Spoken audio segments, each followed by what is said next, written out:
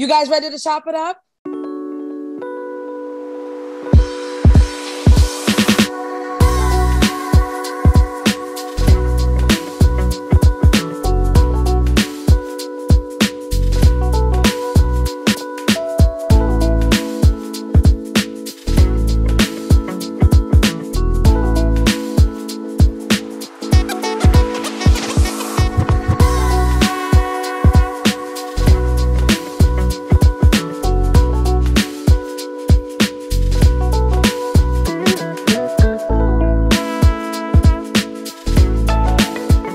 Hey, you guys, welcome back to Chop It Up. Oh my gosh, you guys, I miss you. Yes, I miss you. As you guys know, Chop It Up, the home of unfiltered conversation, bi-weekly. You guys already know we have the best guests speaking about business, lifestyle, mental health. Oh my gosh, I'm so excited for tonight, you guys. I met actually offline. I met this gentleman offline and we had such a great conversation, very organic. I said to him, you gotta come on the podcast. People need to hear your story and inspire others. So I'm so excited. He's laughing right now, you guys. I'm so excited that he obliged and he came on. Before I get into the bio, guests, are you ready to chop it up? I'm ready to chop it up. Let's go. Let's go. Let's go. Awesome. Awesome. So guys, we have the special honor of speaking with Brandon Hurst. He is the only, you guys, listen to me, the only franchise owner of the Chick-fil-A in Brooklyn. It's located in Flatbush and Atlantic. You guys remember what I said? He is the sole owner of a franchisee. Yes. Amazing. Brandon, he is a natural entrepreneur. He has been with the company for 11 years. Well, you said 13, right? Mm-hmm. 13 years. And 5, which he spent as a local owner. He is heavily invested in development of his team members. In addition, he provides support for community organizations on financial literacy, education for the youths, and performing arts as a form of character and leadership development. Brandon, it's a pleasure to have you. Welcome to Chop It Up. How are you? I'm doing pretty good. Thank you so much for having me. It's a pleasure to be here tonight on Chop It Up. I can't wait to just chop it up with you, share that unfiltered conversation just about life's ups and downs and our journey. So I'm excited. Thank you for having me. Thank you. Thank you so much for being a part of our community here. So as I said, our conversations are truly to inspire. A lot of the guest speakers we've had, just talking about activism, right? And this season, we spoke about activism in terms of leadership, in terms of investing, in terms of just being an advocate for yourself. And tonight, we are talking about activism in terms of ownership. That's big right now. And so it's so imperative to have the conversation, and you being the sole owner to Chick-fil-A, that's amazing. So before we jump into it, who is Brandon Hurst?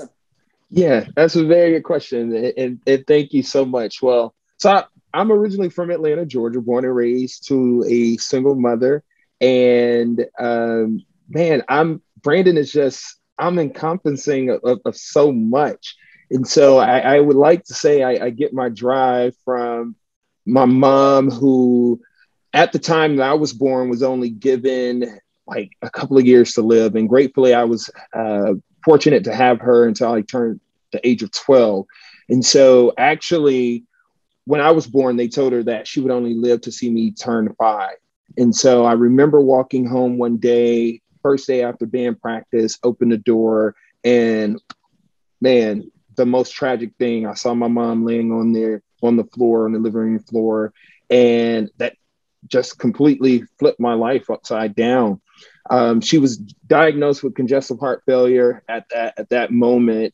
And so for us, my older brother and I, it was really just about, hey, how do we survive? How do we keep the lights on in the house? And so I remember at a very young age, I was always looking to help my mom out around the house and bring additional resources into the household. And so one day my mom had this huge jar of dill pickles that she brought home. And I don't know what came over me, but I decided to sell it to my friends in the neighborhood. And so she comes home and she's like, Brandon, what happened to my jar of dill pickles? I'm like, First, why you call my name first? Like, I got an older brother, right? And so we're standing in front of the refrigerator. And I said, well, Mom, I sold them to my friends in the neighborhood. And she said, well, how much did you sell them for?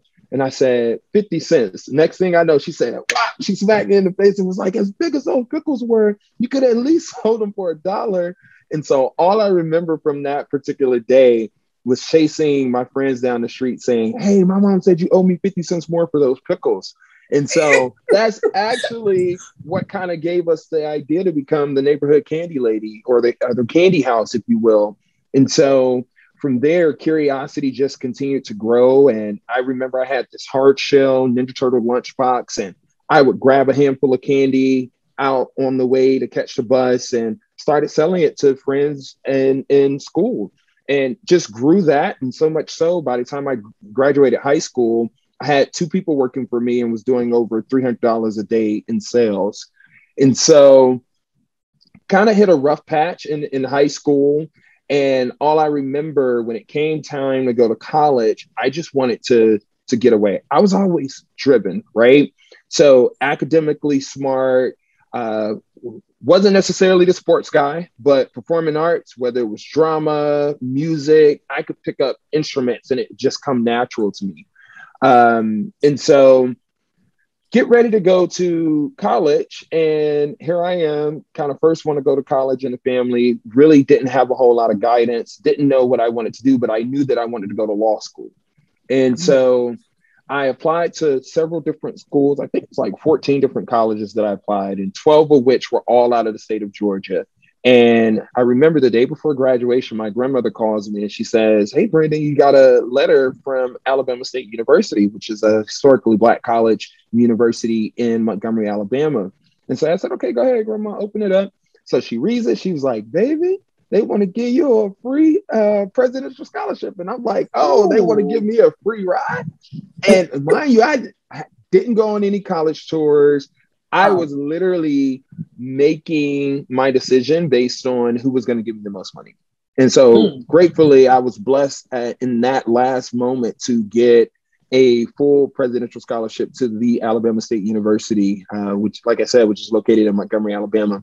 And so I remember driving, crossing that state line, and you slowly but surely start to see the city line disappear. And I'm like, what did I just get myself into driving these backwoods of Montgomery, Alabama? And in hindsight, I share that it was probably one of the best decisions that I ever could have made, because it was actually there. A lot of the friendships that I've made, relationships that I've built, and just graduating from a college of business, that has really helped shape, and the leadership opportunities that I got there was so crucial to who and how I am today, how I lead today. And it was actually where I got introduced to the Chick-fil-A brand. So ironically enough, although I'm from Atlanta, I knew nothing about the Chick-fil-A brand. It was quite honestly, it was always too expensive for my family and I. So the trip to the McDonald's was the local weekend trip and treat for us. And so by that time, I was already working for some of our other competitors that I'll like make sure we don't say who those are. Right, we can't say who those are. But I was already kind of working the fast food circuit. And so a frat brother of mine, I'm a part of the one and only Alpha Phi Alpha Fraternity Incorporated. And so a frat brother of mine was like, hey, Brandon, Chick-fil-A across the street is looking for a marketing director role. I think you would be really good for it. You should go and apply. And as with most college students, I'm like, bro, I'm not trying to build a career out of working in fast food. Like you just don't do that. I'm in business school. I want to go to law school when I'm done. And like, that was it. So I thought I had it all planned and mapped out. And I thought I was going to come to New York and work on Wall Street. That was the ultimate goal for me. And so he kept giving me the peer pressure. Like, no, dude, I really think you should go. So I eventually gave into the peer pressure. At the time, I was working at one of our competitors. I was the overnight supervisor across the street. And so I was like, okay, I'm going to go and apply. And here's what kind of attracted me more to Chick-fil-A. One, they put me through a series of 5 interviews just to work in the restaurant. And so to me, young, hot-headed college student, I'm like, do they not see my resume? Da, da, da, da. And so I was like, okay, challenge accepted.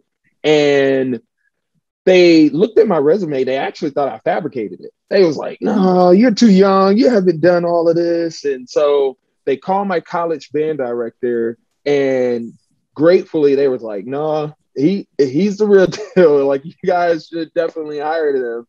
So, man, a lot of the credit goes to that college band director, because had it not been for him giving me a wonderful recommendation, I probably wouldn't have started with Chick-fil-A. And so they ended up hiring me, started off as a regular team member. That was their practice and principle, was like, hey, we think you got leadership skills and capabilities, but for us, leadership is something that's earned. And so we'll be more than happy to start you off as a team member. You get an opportunity to kind of earn respect, develop rapport with the rest of the team, and work your way up from there. So I said, okay, challenge accepted. So for a period of about 4 months, I didn't trust the process. So I kept 2 jobs. And I would go in at 10 o'clock at night, get off at 6 a.m. At my first job, run across the street, change clothes. I'm like doing Superman moves here, putting on the Chick-fil-A uniform and opening up at 6:30 in the morning.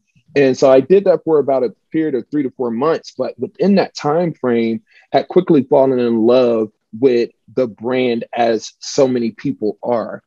And fast forward 2008, I get an opportunity to meet Dan Cathy, who recently just stepped down as our CEO, to pass the baton along to his son, Andrew. And so I'm sitting at this leadership conference, and I'm literally on front row in tears. And the whole essence of what he's sharing, the message is, leadership is about how you serve others. It's a permission actually that's given to you.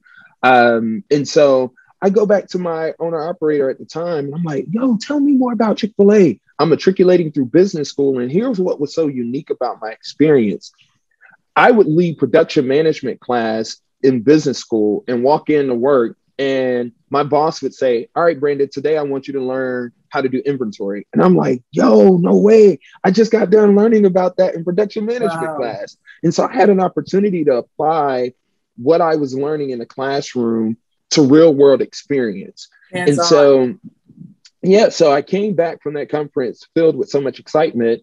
And that's where my operator said, all right, I want to get you exposed to beyond the 4 walls of the restaurant. So I started during grand opening. Chick-fil-A has this wonderful program for college students that gives them an opportunity to kind of travel and train and open up new restaurants. And so I joined that, and Chicago rolled around. And keep in mind, I'm still doing all of this while in college. What age are we talking about? Ooh, I'm probably 20, 21. And so I'm doing this at a very young age. And so here's where it started to become a game changer for me. I met another brother, someone that looked like me. So Chicago at the time was a brand new market, and meet this guy by the name of Travell Harvey. He's awesome. He's now like an amazing franchise owner in the DC area. And he was working on the corporate side and kind of responsible for kickstarting these brand new restaurants, and get an opportunity to serve under him on an assignment. I'm getting ready to leave, and he's like, all right, Brandon, what's next? And I'm like, same plan. I'm getting ready to graduate business school. I'm going to law school, and that's it for me. And so he was like, man, okay, I was really hoping that you would say you would follow Chick-fil-A. I think there's a lot more opportunities. I think you're really good at it. Maybe you should take a look at it. And so I'm like, thank you, but no thank you, right? I got the blinders on of like, no, law school, New York. That's what I wanted to do. And so fast forward, I go back to Alabama after I left Chicago, and I'm walking across the yard. Here's how God steps in, right? Because it's funny. People say, if you really want to make God laugh, tell him what your plans are. And so Yeah. And so I'm walking across the yard, my freshman year professor, I'm now a senior in college, and she stops me walking across the yard. She says, Brandon, her name was Dr. Shirley Jordan. She was like, you've been on my mind a lot lately. She reaches in her purse. She hands me this book by Dr. Ben Carson called Taking the Risk. And at that moment, stop right there. I need you to stop. Put a little pin note. I love that. So far, exactly what you just said. What we heard so far, start young, mindset. I took notes. I hope y'all taking notes too. Take a risk and be open-minded. Yeah. You hitting it right on the head, because that's exactly what I was doing in that moment. So she hands me this book, Taking the Risk by Dr. Ben Carson. And at that time, Alabama State had just offered to pay for a master's in accounting. Travell had just kind of presented this opportunity in Chicago of like, yo, Brandon, you get ready to graduate, move to Chicago, learn under me, let me teach you the ropes, like, and see where it can take you. But then there was also still this lifelong dream of going to law school. So I'm reading this book, and the essence of the book is oftentimes when we're assessing risk, we think about what's the worst that can happen versus what's the best that can happen. And so after reading this book, I said, okay, you know what? God, like, my heart is already saying, like, follow Chick-fil-A. And so then I started processing. I started working through the scenarios. It's like, listen, I'm young enough. If I get to Chicago and it doesn't work, I can always come back, pick up where I left off, and continue to train. Like, I believed in myself that much. Yeah. And so that's literally what happened. 14 days after I graduated undergrad, I drove 14 hours straight to Chicago to start a brand new life. Didn't know a soul. It was a brand new market for us. And so I get there and I'm like, man, this is the worst, best case scenario of my life. And here's why. I get there. The guy that was supposed to be training me and teaching me the ropes, corporate ends up pulling him. And I'm like, wow. So now I'm in this brand new city. Don't know a whole lot of people. Support system is gone. What am I to do? And something just said, do what you've always done. And that is to power through, persevere. You got this. And so, for almost 2 years, I stayed in that market, in the Chicago market. And it was another great decision, because still ended up getting an MBA. And it gave me an opportunity to kind of hone and refine my leadership skills while utilizing someone else's business as my own laboratory, if you will. Absolutely. And so I think it's so important, right? There's this concept of learning from other people's mistake and or learning on someone else's dime, especially when they give you the opportunity to do that. And so spent about 2 years in the Chicago market, and then I hit a wall. I said, man, I'm literally a semester away from graduating grad school, MBA in finance. And I'm like, okay, at this time, I've now kind of redirected and was like, okay, well, I've been with Chick-fil-A for a while now. Maybe there's some opportunity at the corporate office, because I was like, I'm done in the restaurant. Like, I do not see a light at the end of the tunnel. And I love sharing that aspect of the story, because it's real, right? Yes. Like you hit this burnout phase, and people as entrepreneurs and leaders, like, you can't get there. And I'm like, it's very real for us to hit those phases. And so I called one of my good mentors, Andre Kennebrew, at the home office in Atlanta. I said, Andre, man, I don't see the light at the end of the tunnel. I'm getting burnt out. And I said, are there opportunities at the corporate office for me to come back? I'm getting ready to graduate with my MBA in finance. Maybe I can start off in the finance department and work my way up. And now I'm like, oh, maybe I can be president of the campus, of the family one day, president of the company one day. And so Andre's like, yeah, come on down. I interviewed for an accounting position. By the time I get done, they're like, nope, we don't see you sitting at a desk crunching numbers. Like, you actually, one, you got too much field experience. You got too much personality. I actually think you would be bored sitting at a desk crunching numbers all day. So he walks me down the hall, introduces me to Mac and Hayward, who were at the time directors and supervisors responsible for starting Chick-fil-A's like leadership development program, and ended up joining that. So in 2012, joined Chick-fil-A's leadership development program. And that was an opportunity for me to travel across the country where I partnered with franchise owners to help them launch their businesses. And so I did that for almost 3 years. Let's talk. That's amazing. So let's talk about leadership. It's a good way to segue. So you currently manage over 100 employees. How has your leadership style evolved over the years, especially with, where you are today from where you started? How has it evolved? Yeah. So if I would say the biggest influence that Chick-fil-A has imparted upon my life about leadership, one is just the principle about you lead yourself first in order to be a better leader, servant leader, for the people that ultimately you're hoping follows you, right?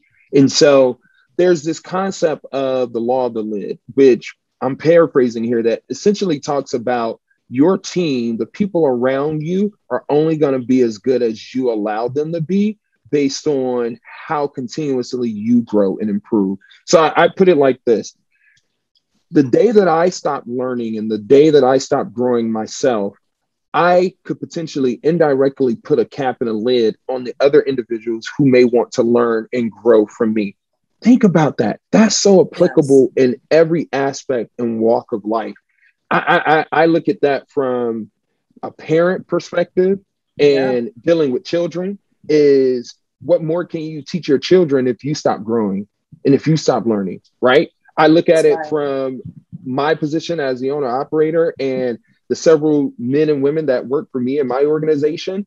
How can I continuously teach them about business and management if my cup isn't constantly fueled, right? Because I'm coming in every single day and I'm pouring that into them. And so over the course of the years, I've watched myself evolve and embrace this concept of like servant leadership, because prior to then, I was ruthless. It was all about, no, leadership, you listen to me because I've been in the organization this long and I got seniority and I'm X, Y, and Z's age. And no, none of that matters. It's about how are you serving and caring for these individuals. And so over the course of time, I've adopted this personal mantra around creating an environment of growth, stability, and exposure to new life experiences. And so I adopt that personally, and that carries throughout in my organization. So much so, when I left Chicago and joined the LDP team, the Leadership Development Program, spent 3 years there, finally the light bulb goes off. My boss calls me and is like, Brandon, Chick-fil-A is going to go to New York in a couple of years. And I'm like, God, is this you saying I get an opportunity to go to New York? I just be selling lots of chicken and not practicing law. And so at the time that I was heavily interested in the New York market, it was still very underdeveloped. The runway in terms of opportunity was fairly long. And I was kind of, again, reaching another burnout phase of like, hey, I've been on the road for almost 3 years, literally 50 weeks out of the year, traveling across the country. And so at the age of 26, I finally get that opportunity to open my first franchise in downtown Baltimore in a harbor. And so talk about leadership, growth, and I'll never forget, we opened in April of 2015 and talking about drinking water from a fire hydrant and just really showing up for that community. 2 weeks after we grand open and open our doors, we are faced with the Freddie riots. And so it was then in that moment when I looked into the eyes, like you literally had to be there front and center to see everything. I mean, especially if you can recall what just happened, this past summer in 2020, in 2020 with George Floyd. And so it's funny how the cycle has just repeated itself, because I'm right here. My location is directly across from the Barclay Center. And so that's the Epic Center and central meeting place. And so God then was already preparing me for what we just went through. And it was in that moment that I realized and adopted that principle of like, my community needs to see more individuals like us. And they need to see that despite your circumstances, in spite of your environment, like hard will, grit, determination can take you a very, very long way. And I'm a firm believer in that. And that's one of the principles that I try to instill in my leadership and my staff today is every single day we're going to get thrown a curveball. You never know when a guest is walking in and they may have a really bad day, but how much character do you have and power do you have to be able to say, I have an opportunity to make an impact and influence and do differently. And so I know that was a long-winded answer to a very short question of like, how has your leadership changed and evolved over the years? But it's been a very immersive, impactful experience to be able to lead and serve the communities in which we impact every single day. I love that. No, that is amazing. And you're absolutely right. When we talk about leadership, we're talking about leadership through activism, right? And so being that you did bring that up about, the Freddie Gray riots and so forth, how was that leadership during that time period where you had to perhaps console your employees? How was that? Oh, man. So I'll tell you a very defining moment, right? This is chop it up. Chop it up, right? Real talk. Listen, I remember, because you guys saw it on the news. And in fact, the Barclay area was kind of probably one of the first ones to just kind of explode, if you will. Yeah. And I remember that particular night. I actually have a picture on my wall. I wish I could show it to you guys. And so I'm standing there. I'm on guard. So I'm literally like, I'm not one of those absentee owners. Like, no, my team has direct access to me and I'm there with them. And so I'm at the front doors and we're kind of monitoring it, right? I believe in everyone's right to peacefully protest and really speak their mind. And at first, that's exactly how it started. And so I'm at the front door allowing individuals, and then just out of nowhere, you just start seeing like fire bombs and everything. People just starting to, it turns into complete pandemonium. And so in that moment, all I could think about is, how am I going to stand firm? How am I going to protect the individuals, my team members that are in the restaurant and our guests? And so one of the things that I think kind of rattled the NYPD was bringing in kind of like reinforcements from other different neighborhoods. And this is why it's so important to build community relationships, right? Because I had a very good relationship with the police department. That is our community affairs. And so these particular individuals, man, they wanted access to our roof. And I was like, wow, no way. First of all, I see the tension that's happening between, what's happening in the streets. And I said, for the protection of my guests, no, I know my rights as a business owner. We're, that's amazing though. Decline. And so last minute, they wanted to kind of try to bombard and force their way in. And so it kind of rattled some of my team members, and just having to console them in the midst of like fiery emotions of like, hey, sometimes you can't meet people where they are in order to de-escalate a situation, right? That's real leadership, right? Is exercising the constraint and the ability to say, I'm gonna lead differently. And I think that was a very powerful moment for my team to witness in that time.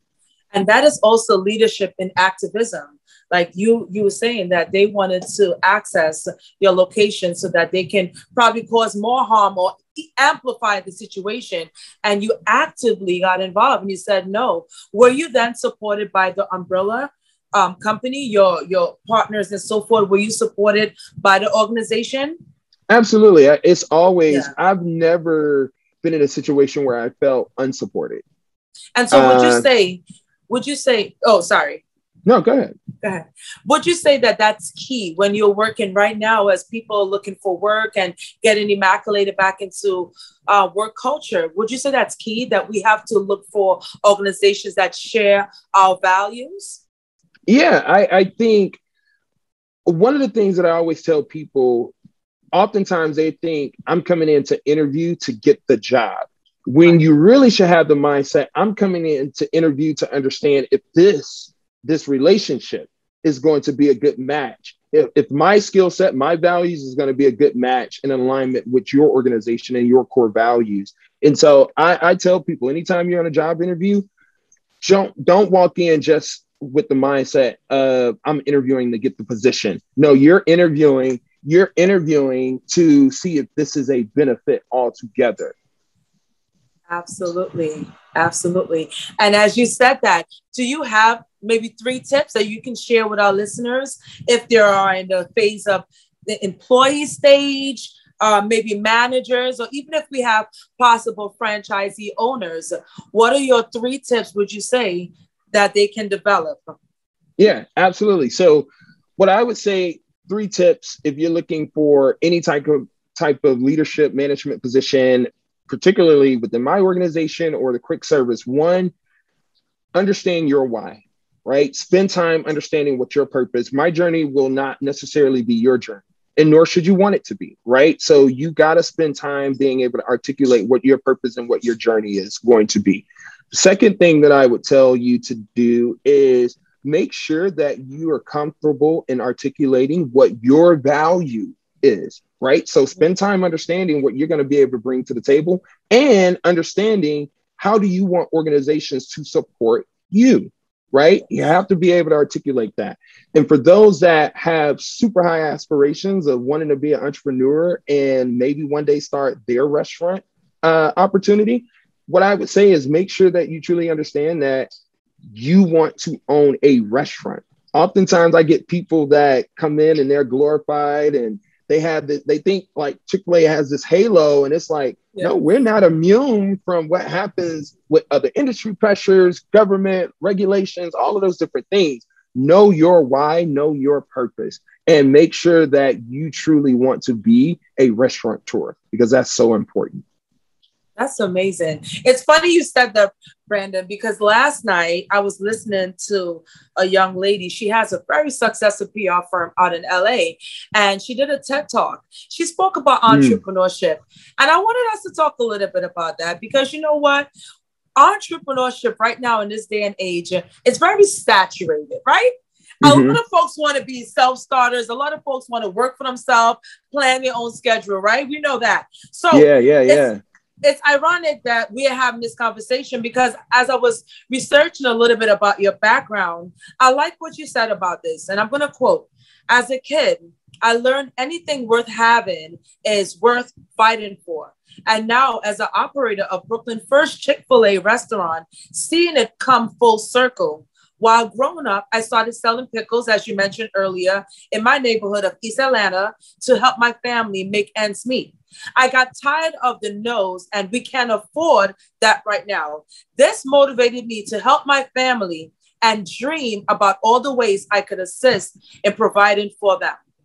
Now, you spoke about that, which I absolutely love, because there is a facade now more than ever that entrepreneurship or the journey is easy. The journey is luxurious, right? We have a lot of folks, especially social media. I swear to you, social media can be a good thing, as we know, and it can be a bad thing, because we have a lot of young kids that are, or even people within our community that's thinking that I'm going to be the next rapper, or I'm going to be the next, whatever the case may be, LeBron or whatever. And we have a fallacy of what entrepreneurship is. So for me, and for what the young lady said at her TED Talk, she spoke about being an entrepreneur is more, it's deeper. It starts with characteristics that we don't even know that we exhibit. Like for you, it started at a young age. You were selling pickles. You already had that idea that it clicked that, no, I want to do something. I want to make something happen for my family. So I wanted to ask you, what are some steps, or what are some characteristics of a true entrepreneur? The very first thing, you have to have a great deal of optimism, because you are going to be faced with so many no's before you get to the first yes. And because of that, it goes back to the earlier point that I was making of knowing your purpose and your why. I've come across so many individuals that they get caught up in chasing the fame, the success, the hype, and the money aspect of it, And it was like, when all of that's gone, or when all of that gets tough and you no longer can touch it and feel it and it's tangible, what's left? What's going to keep you in the game? Right. And that's one of the things in hindsight that I realized about my journey with Chick-fil-A was I could have went to any other franchise opportunity. I could have partnered with any other thing. One, because that's how much I believed in myself. But I also wasn't chasing a dollar. It was, the success that we experience, or that I'm experiencing now, is a byproduct of me chasing an opportunity to have an impact and be influential with my team members and in the community. And therefore, the success is the reward that I reap from that, but it wasn't my why. And I wish you talk about social media. I wish we had more platforms that highlighted the journey more so than it does like that point of success, right? Yes. Because we need other individuals to see. If you don't have that grit, if you don't have the stamina to get hit and get yourself and pick yourself back up, entrepreneurship is not for you. And right. No, you think, oh, entrepreneurship gives me an opportunity to, like be careless with my time and be less focused and have more autonomy to do all of those things. Yes, but it also comes at a cost. And that cost is you being so detail oriented, so focused that you're building a team, you're casting vision, you're holding others accountable. But people are attracted to discipline. People are attracted to organization. People are attracted to structure.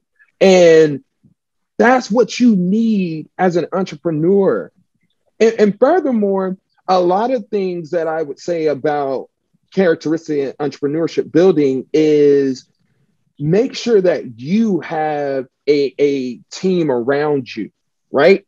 I'm in therapy. I got spiritual counselors. I have like just friends, people that are not even in the industry, that kind of sits on this circle of brand and support group, because it's not always just about sitting at a desk and crunching those numbers or trying to put together a marketing strategy or all of those different things, because it's the other nuances of entrepreneurship that often people don't think about that makes or break how successful you're going to be. And then the last thing I would say about that, because it's so much that we can talk about. You dropping gems though, like gems. But we chopping it up, right? So that's right. You have to be able to come in and define your own area of success, right? Be very, very careful not to fall into this spirit of comparison, because you may think you want what the other individuals have, but you don't know what that person has to do, what they got to give up, what they're sacrificing in order to get what they have. So make sure that you're able to define what success looks like for you and own it. Be very purposeful in that.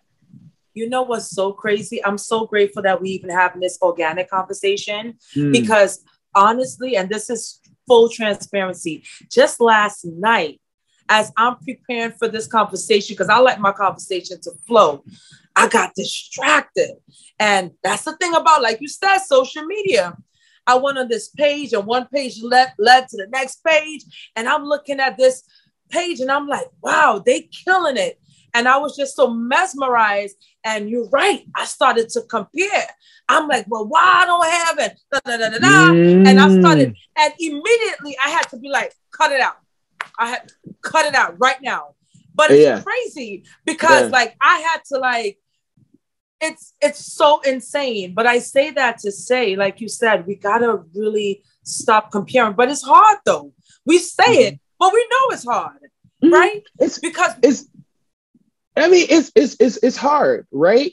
But it goes back to your own self-assurance. It's one thing to look at someone to see, oh, I wonder what they're doing, so that is this something that I could potentially take, kind of put my own little spin on it and take it to the next level? Because that's another aspect of entrepreneurship. Everybody think they got to be the creator. I'm gonna tell you now, I'm not the creator. I'm not creating chicken sandwiches, right? That's not my recipe. But I'm gonna stick to my lane, and I know how to corral a team to get behind a wonderful vision and inspire to serve a great tasting product, right? That's my lane. So I'm gonna operate in my gift, and that's what God has blessed me with. And it's okay to look to see like, okay, what could I be doing differently? But it's never okay to allow the spirit of comparison to steal your joy, because that is not what God has in store for you. Beautiful, man. You a preacher on the side, huh? No. No, I think, that's amazing. but I got to give credit. I got to give credit to where credit is due. And oftentimes I sit down and I think, like, man, God has placed me in a position to have a tremendous platform, and I just want to make sure that others know that it's not by me, it's by faith, and it's by His grace. That's amazing. So you know what? It's funny because we're talking a lot about kind of holistically about mentorship, right? Kind of indirectly. How big is mentorship for you? And are you part of any organizations? Yeah. So, man, wonderful location, wonderful organization that I'm a part of, that I've now been a part of going on 2 years, is the Gentleman Factory. Started here in Brooklyn by Jeff Lindor. I know them very well. Very well. Yeah, just had an awesome event last night. Yes. Great brothers, man. Yes. Opportunity to just connect, and a sponge. And what mentorship, we finna go there real quick because I know you like TD Jakes, right? And so I'm listening to a TD Jakes podcast one couple of months ago, and he's actually talking about the thought of mentorship. And one of the things that kind of stood out, again, paraphrasing, and he's like, one of the things I hate when people ask me about mentorship is they don't want to be real raw and honest, right? That's just like going to the doctor saying, fix me, but you don't want to tell them what hurts and where it hurts. Right. So how dare you want to walk into a mentorship, but you don't want to be raw, real, and honest. And that's what's so important, because one, you're building a relationship, you're giving others an opportunity to unbiasedly speak into what you can't see from the outside looking in. And so we have to be okay with empowering others to do those type of things in a position of mentorship. It gives me that opportunity to be clear, vulnerable, and say, hey, help me see the blind spots that I'm not necessarily seeing, all in hopes of me being a better individual. How can I better perfect my craft? How can I better position myself, or whatever the case may be? And also mentorship should serve as a two-way medium. Yes. Right? Mentorship should serve as a two-way medium. I tell people I long to be a student for life. And one of the best ways that I can kind of help fulfill that is through mentorship. Absolutely. That's amazing. Yo, I can listen to you all night. That is amazing. I love that. So Brandon, because you are busy, like I know when we met, you were like hustling to go somewhere. But how do you, and of course you manage an entire team. So how do you balance it all? How do you balance the professional with the personal? Is there such a balance? I know it's a little different for men and women, but at the end of the day, there's something that's core. How do you balance it? Yeah. So one, what I would tell people is like, you used to grow up hearing this saying like, oh, keep your personal life outside of your personal life and your professional life. You're one in the same. Stop walking around like. You believe that though? Yeah, I kind of do, because the thing that ties you. Here's the thing. Here's the catch. Character. Yeah. Your character is one of those things that should remain the same, no matter if it's through your personal life or your professional life, right? I think we kind of blend and misconstrue the concept of personal business and professional business, but who you are in your person, your character, those things are one and the same, right? And so for me, in terms of balancing everything, one, I ain't perfect. Two, I empower people. We talk about that circle of friends and who's in that circle of like, hey, help me when I'm going too far left or too far right, bring me back, right? But you got to be able to make sure that you are building those trusted relationships, right? I've heard some individuals call it who are your trusted advisors, if you will. And so I also start off with me time every single morning. Right? We talk about habits and creating balance. So about a year and a half ago, here's something simple that I started doing, right? And I may be sharing a little bit too much, but I started making my bed. Okay. I was reading this article and I think it was in Forbes magazine, and it was just talking about like habits of highly successful people, right? And one of those things is like starting your day with a win. And I was reading about how President Obama reduced his wardrobe because it just created clarity and space in his mental, right? And so one of the things I started making my bed every single day, right? You grow up, your parents make you do it, and then as an adult, you kind of get away from it, and then you get back to it. And so I still make my bed. I don't know. Yeah, but here's why though, right? I don't know. So I started doing that because that was the first thing that made me feel accomplished. Because I realized when I walk out the door every single day, I can get hit with so many different curveballs. The list of things that I set out to accomplish, I may not even accomplish depending on what was thrown at me that particular day. But when I come home and I'm in my peace, and the first thing I open that door and I realize like, okay, at least I got one win in for today. And that was I come home and I made up my bed and it's clean. Right. And it's something simple.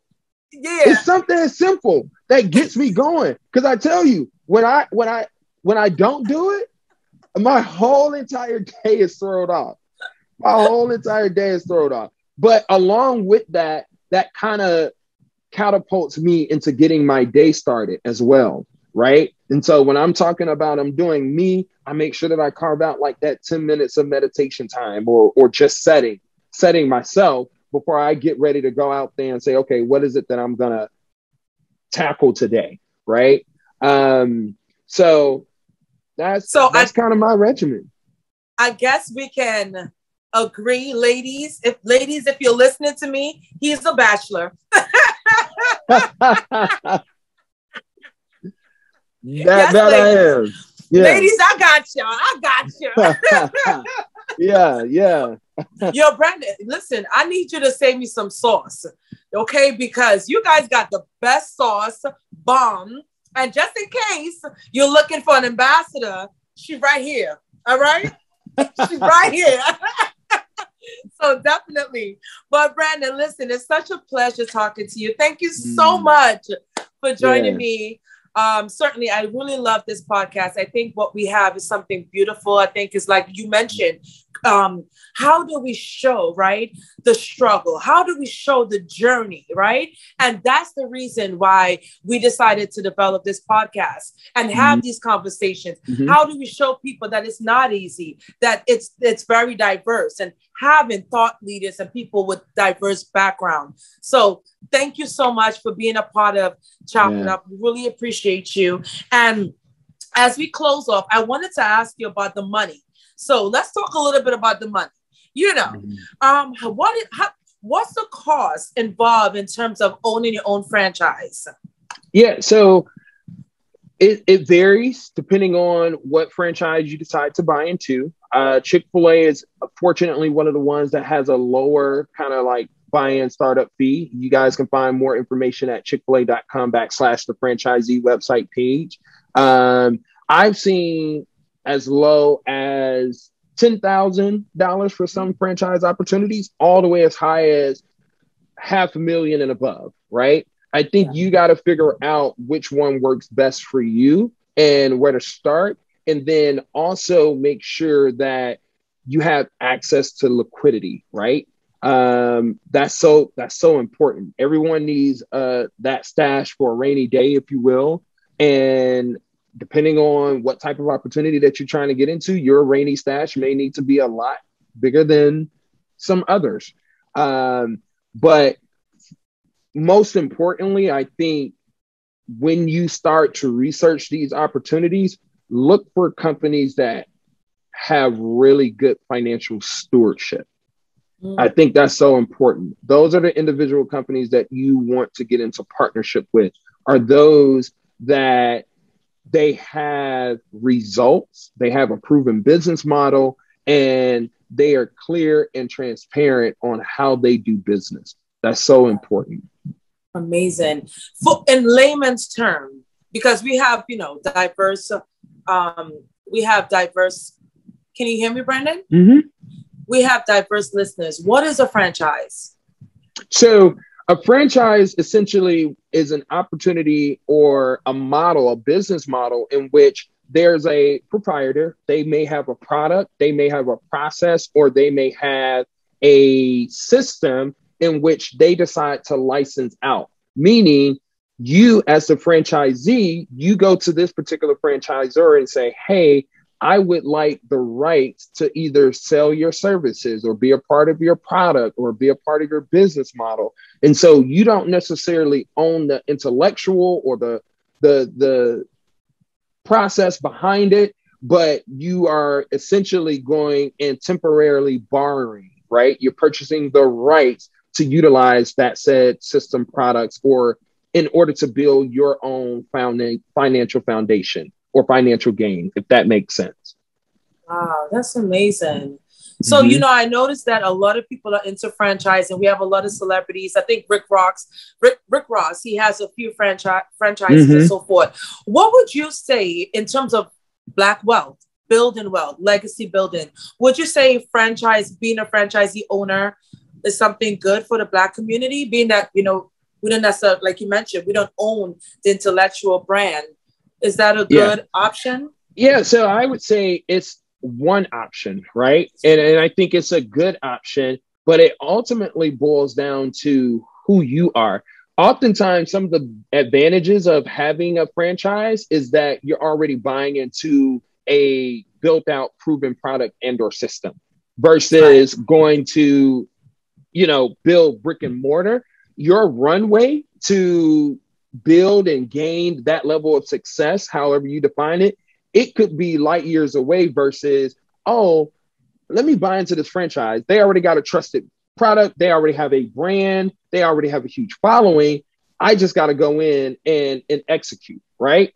So it depends on what type of entrepreneur you want to be. Neither one is bad, and both, I would say, equally provide you the same kind of opportunity. Timing may be a little bit different, but it's also based on how deep and dirty you want to get. I told you guys earlier, it's like, I don't have a whole lot of patience. I don't have a whole lot of patience to sit down and try to figure out and develop something from scratch. That's just not my forte. That's not my gift. Can I buy into something? Can I look into something that gives me the opportunity to sprinkle a little bit of this and sprinkle a little bit of that and make it my own and take off from that trajectory versus, oh man, I got this idea. I don't know where to get started. I don't know where to do this. There are so many different ways in which you can get into entrepreneurship. And it's not just about you starting something from scratch. I think that's probably one of the biggest myths that we have in our community is that, oh, we got to start something from scratch. No, you don't. Yes. No, you don't. That's because right. Think about this. If everybody started something from scratch, right? If everybody was blessed with that same gift and talent, who is left to go and build what you think you need to start from scratch? That's right. Yeah. I love it. That's a really good way to look at it. Yeah. Awesome. Man, listen, you got to come back. You got to chop it up more with us. Yeah, for sure. I appreciate you guys having me. Yes. Well, we are now a part of the Daily Gospel Network. We are super happy to be a part of this amazing family. So we cannot. So congratulations. Thank you so much. We cannot conclude without asking you. And this is a final question. Before we get there, I actually got a fun fact for you. Is that okay? Can I ask you? Yeah. Yeah, awesome. I actually wanted to ask you this. If you can go back in time, who would you like to have lunch with? If you can go back in time. Yeah. If I can go back in time and have lunch, why I gotta go back in time? Why I can't be somebody to date? Yeah, well, nobody Yeah, today's okay, important. go. Let me go back in time. Definitely, I would love to have. I actually would like to have lunch with both Malcolm X and Dr. King all at the same table.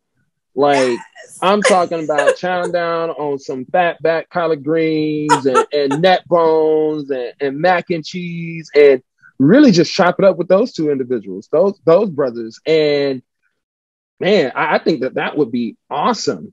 Right. Yes. And Oh my gosh. to go back and just pick their brains. Like, it's one thing to read about them, but to hear it from them, that's two individuals that I would love to go back and talk to. I'll be right there with you. So you're absolutely right. Yeah. Awesome. So as we conclude, and I think you kind of alluded to that earlier, how imperative is faith? And how has your faith guided you through your journey? A has your faith guided you through your professional and personal journey? So I grew up in a Baptist home, and I remember, like, I had a lot of women, like my mother, my grandmother, my aunt, and then too my uncles, devout Christians in their faith, and there's just something about their prayers that covered me and that instilled an ounce of faith in me that keeps me going. There's a place of solitude in faith that provides me that moment of being leveled, that moment of bringing peace, right? There's so many things that, and like you said, I got to come back, right? Because if I sat and told you some of the, like, spiritual, like, moments that God has spoken into, like, I'll go ahead and share one because I know you got to get off, right? And when I think about faith, I remember my mom knew when she was about to pass. The week before, and no one else could tell. She wasn't outside looking in. You couldn't tell she was sick. She had just lost weight. Doctor was saying she's doing good, da da da da. But the week before she passed, she brought me and my brother into her room, and I'm sitting at the end of the bed like this, as a kid, like I'm 11, 12 years old. And so she's talking that, like, hey, if I were ever to pass, here's who you would go to, insurance. I'm like, it's going in one ear and out the other. And the very next week, it was on a Wednesday night, she was studying for Bible study and she was gone. That's when I found her. And fast forward, right? That traumatized me for a long time. And so when I was adopted by my aunt, who I now call my mom, so she kind of raised me and my grandmother as well. And so I remember my grandmother was diagnosed with stage 4 cancer. And this was in 2014. And so in hindsight, I never forget. So I was on my last assignment and my boss from Chick-fil-A calls and was like, Brandon, we know everything that's going on with your grandmother. Do you want to go ahead and end your assignment sooner and go home and be with family? And I was like, no, Christmas is in the next 2 weeks. I'll be able to finish. I get off that phone. God speaks to me and was like, boy, you need to get your butt home. And so I pick up the phone, and what I was doing, really, I was trying to run away because he had already told me, was like, I'm getting ready to bring your grandmother home and you're going to be the one with her. I was trying to avoid that because I had found my mom. And sure enough, I get home Monday night. She passed away Wednesday, 3:52 a.m. And guess who it was? Just her and I. And in hindsight, what faith was doing, it was already saying, Brandon, I had already prepared you with that. Because out of all, my grandmother and granddad had 9 children. How in the world was it just me and her. Yes. Right? But that's only two instances. I can tell you time and time again, for those that are listening, you may not even may be a believer. But when you hear stories like that of like favor and direction, it would make you want to believe. It would make you want to believe. And that's honestly, wholeheartedly why I believe God has given me a platform and why he's placed me in the places that he has. And he has, and you're doing phenomenal. Keep inspiring, keep motivating us. Thank you so much, Mr. Hurst. Thank you for joining. It. Yes, God ma'am. bless you. Thank you for chopping it up with us. Absolutely. I'll be back to chop it up some more. You better. You guys, I want you guys to like this episode. Please comment. We love to get your voice notes. As you guys know, you can find us on YouTube. Y'all see we got merch now. We got merch. Brandon, we got merch. Okay, let's go. Okay. You can find us on YouTube, Spotify, of course, Apple Podcasts, and now we are airing exclusively with the Daily Gospel Network. Again, guys, like, comment, and share this episode. Brandon, it's been a pleasure. Thank you so much. Be well. Absolutely.